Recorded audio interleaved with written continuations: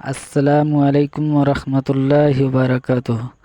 दोस्तों, आप देख रहे हैं न्यूज़ सुपर इंडिया नंबर 1। दोस्तों, असदुद्दीन ओवैसी पार्लियामेंट में बीजेपी को दिया करारा जवाब। दोस्तों, अगर वीडियो पसंद आए तो वीडियो को सब्सक्राइब कीजिए, लाइक और शेयर कीजिए। कमेंट बॉक्स में अपनी राय का इजहार ज़रूर कीजिए और पास में लगे बेल आइकन की घंटी को दबा दीजिए ताकि हर नई वीडियो की नोटिफिकेशन आपको मिलती रहे। एक मर्द और मर्द, एक खातून और खातून अपने साथ रहकर जो भी करना चाहे कर सकते हैं, उस पर आपको आपत्ति नहीं है। आपको आपत्ति है कि ट्रिपल तलाक को क्रिमिनलाइज किया जा रहा है। क्यों किया जा रहा है? क्योंकि इस्तेमाल हमारे खिलाफ होगा। कुरान शरीफ का ही कानून चलेगा, ये कहने वाली मैं बिल्कुल नहीं हूँ, बल्कि एक मुस्लिम लीडर हैं हमारे देश के, बहुत ही बड़े पॉलिटिकल नेता जिनका नाम है Asaduddin Owaisi the boss. AIMIM यानी कि ऑल इंडिया मजलिस इत्तेहादुल मुस्लिमीन नाम की जो पॉलिटिकल पार्टी है माइनॉरिटी के लिए हमारे देश में। और सच्चाई ये है कि ना केवल मुसलमान पर सनातनी भाई बहन भी उन्हें काफ़ी अच्छे से वोट करते हैं। असदुद्दीन ओवैसी साहब को लोग बेहद पसंद करते हैं। हे हाय हेलो नमस्ते जी, सत श्री अकाल, अस्सलाम वालेकुम। मैं निधि शर्मा इंडिया से। उम्मीद करती हूँ आप खैरियत से हैं। और फिलहाल रमज़ान का वक्त चल रहा है तो आप अपनी सहरी इफ्तारी वक्त पे अच्छे से ले रहे हैं, 5 वक्त की नमाज पढ़ रहे हैं ना, अल्लाह की इबादत कर रहे हैं ना। कीप डूइंग इट, कंटिन्यू करिए, बहुत अच्छी बात है। सच की राह पर चल रहे हैं, अल्लाह के रास्ते पर चल पड़े हैं आप, तो ये हम सब भारतीयों के लिए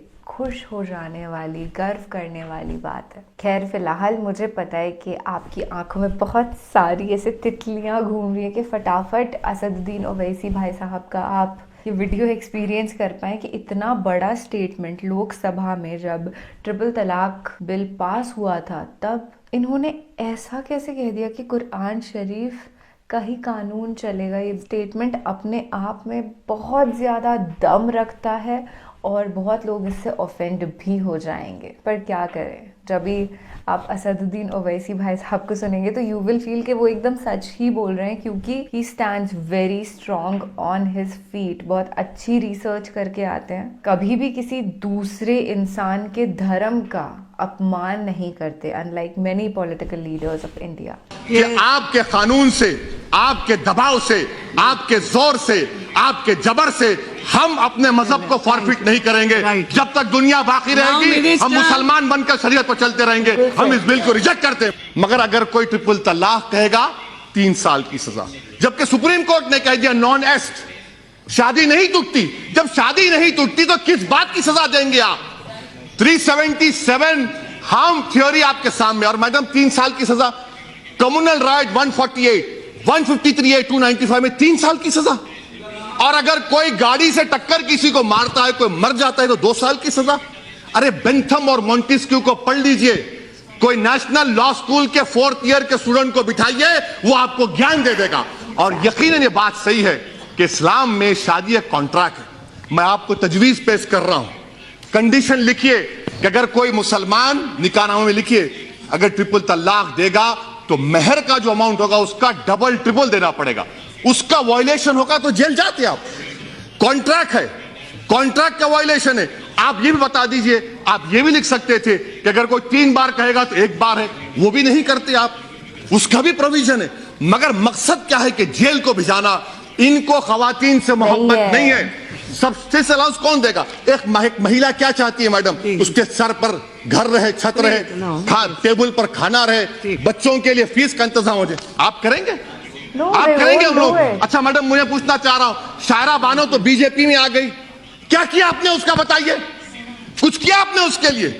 प्लीज मैडम, मैं खत्म कर रहा हूं मैडम, खत्म कर रहा हूं मैडम, मैं खत्म कर रहा हूं मैडम, मैं खत्म कर रहा हूं मैडम।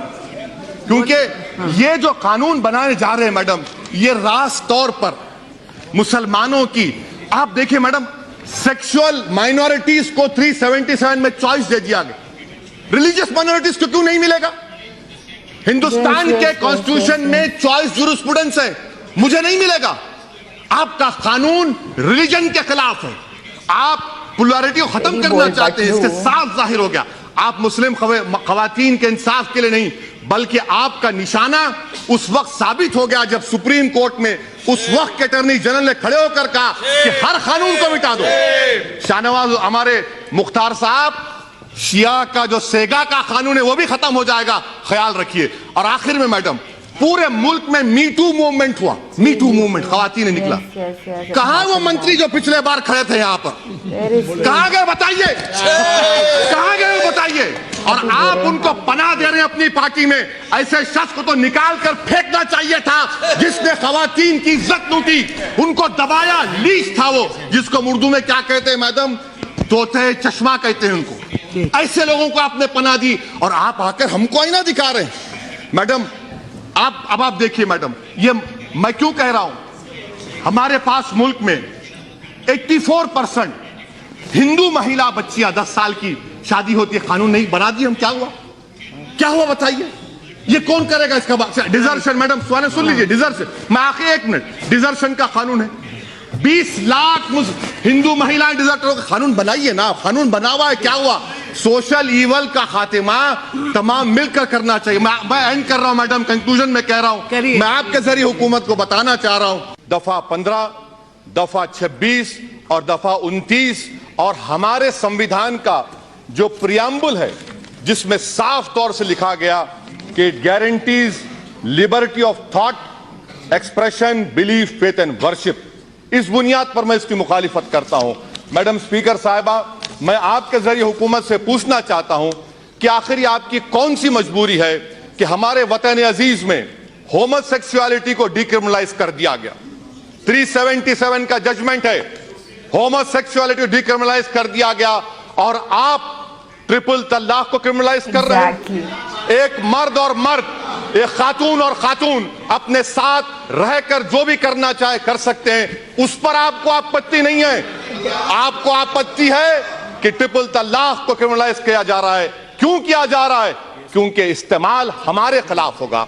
दूसरी बात मैडम स्पीकर साहिबा, एडल्ट्री का कानून, इस सरकार ने खवातीन पर, लेडीज पर एडल्ट्री का कानून लागू करने की सुप्रीम कोर्ट को कहा, सुप्रीम कोर्ट ने उसको डिक्रिमिनलाइज कर दिया गया और आप एडल्ट्री को सुप्रीम कोर्ट ने डिक्रिमिनलाइज कर दिया गया, आपको खामोश बैठे रहे, मगर ट्रिपल तलाक का मामला क्रिमिनलाइज कर रहे हैं। Madam prevention of corruption act ले लीजिए कि अगर कोई पैसा लेता है पब्लिक बेनिफिट के लिए नहीं तो आपने डिक्रिमिनलाइज कर दिया, मगर ट्रिपल तलाक को आप क्रिमिनलाइज कर रहे हैं। मैडम स्पीकर साहिबा, यह कानून संविधान के खिलाफ क्यों है? आपने सही कहा उस चेयर पर से बैठकर कि यह प्रथा हिंदुओं में नहीं है, मुसलमानों में। मगर मैडम स्पीकर, मैं बड़ी इज्जत के साथ आपके सामने अर्ज करना चाहूंगा कि हमारे मुल्क में, वतन अजीज में, डिवोर्स के कानून में अगर किसी हिंदू का डिवोर्स होता है 1 साल की सजा क्यों है उसको, और मुसलमान को 3 साल क्यों मिलेगी? क्या ये आर्टिकल 14 का वायलेशन नहीं है?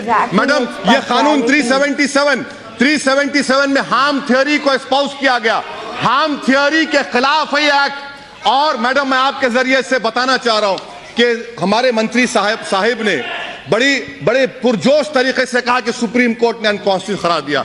मैं आपके जरिए से उनसे सीखना चाह रहा हूं, जजमेंट का कौन सा हिस्सा है बता दीजिए जहां पर मेजॉरिटी जजमेंट ने ट्रिपल तलाक को अनकॉन्स्टिट्यूशनल कहा गया। खुदा के लिए कम से कम सुप्रीम कोर्ट का नाम लेकर इस ऐवान को मिसगाइड मत करिए। मैडम स्पीकर, मैं आपके जरिए हुकूमत से पूछना चाह रहा हूं, बेंथम ने क्या कहा, मॉन्टेस्क्यू ने क्या कहा? मॉन्टेस्क्यू ने कहा कि अगर कानून की जरूरत नहीं है, कानून बनाएंगे तो टिरनी है, आप टिरनी का आगाज कर रहे हैं। मैं हुकूमत के जरिए आपसे पूछना चाहूंगा मैडम कि मैडम, मैं जरा सुन लीजिए मैडम, मेरा प्लीज सुन लीजिए मैडम। ट्राइबल्स को आपने हिंदू मैरिज एक्ट से मुस्तस्ना रखा, क्यों रखा आपने? क्योंकि हम आर्टिकल 26 और 29 की बात करते हैं। मैं अभी मैडम यहां पर इतने बड़े बड़े काबिल लोगों से सुना कुरान के बारे में, हम क्या कहते हैं जो कुरान के बारे में उनको फजीलतुल शेख कहते हैं, शेखा कहते हैं। अब तो कुछ बाकी नहीं रहा, अब तो तौहीद और खत्म नबूवत का इकरार करना चाहिए आपको। मैं दावत देता हूं आपको, वो भी पढ़ लीजिए। मैडम, साबरीमाला का जजमेंट आया तो मान्यता की बात आती है आपकी तरफ से, क्या मेरी मान्यता नहीं है? आपका फेथ और मेरा फेथ नहीं होगा मैडम? क्या यह कल्चर का वायलेशन नहीं है मैडम? क्या आर्टिकल 29 का वायलेशन नहीं है मैडम? तो मैं आपसे, ये हुकूमत के जो इरादे हैं वो नेक नहीं है मैडम। अच्छा मैडम, हैरत की बात देखिए मैडम, आप एक महिला हैं मैडम, मैं इज्जत के साथ अर्ज कर रहा हूं, मुझे कहने दीजिए। आज एक मर्द कई खवातीन के साथ एक्स्ट्रा मैरिटल अफेयर कर सकता है, वो गुनाह नहीं है। गुनाह नहीं है, इट्स लीगल। आपके कानून से, आपके दबाव से, आपके जोर से, आपके जबर से हम अपने मजहब को फॉरफिट नहीं करेंगे। जब तक दुनिया बाकी रहेगी हम मुसलमान बनकर शरीयत पर चलते रहेंगे। हम इस बिल को रिजेक्ट करते। एग्जैक्टली। एंड सुनिए, पता है मैंने कुछ वक्त पहले स्टैटिस्टिक्स देखे थे कि मुसलमानों में एक से ज़्यादा वाइफ कितने लोगों की है और हिंदूज़ के अंदर मल्टीपल अफेयर्स किन के चल रहे हैं। ज़्यादा डिफरेंस नहीं है। जो तहजीब व अदब के दायरे से बहुत दूर हैं चीज़ें, उनको लीगल कर दिया गया है। पर एक मुसलमान अपने मजहब को खुल करके पूरे देश के सामने नहीं अपना सकता है। 1947 में जब देश आज़ाद हुआ था, क्या वो वाकई में आज़ाद हुआ था? उस समय सबको यही लगा होगा कि अब हमारी जो अलग अलग कम्युनिटीज़ हैं, be it Hindus, Muslims, Sikh, ईसाई, everyone is now free to practice their own religious believes और उनकी ज़िंदगियां वो खुशी से व्यतीत कर पाएंगे finally. But no, that was not the reality. This is the reality what's happening in the country.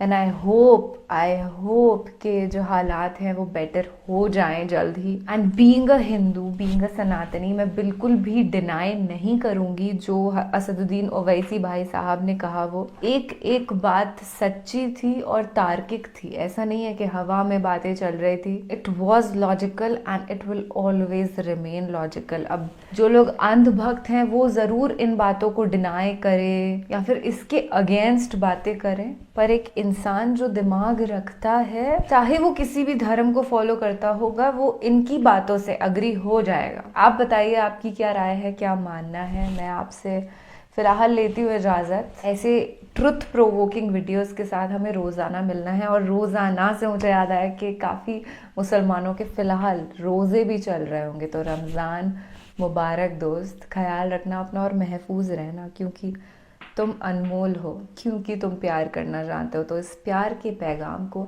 दुनिया भर में फैलाना मेरे दोस्त। अल्लाह हाफिज़।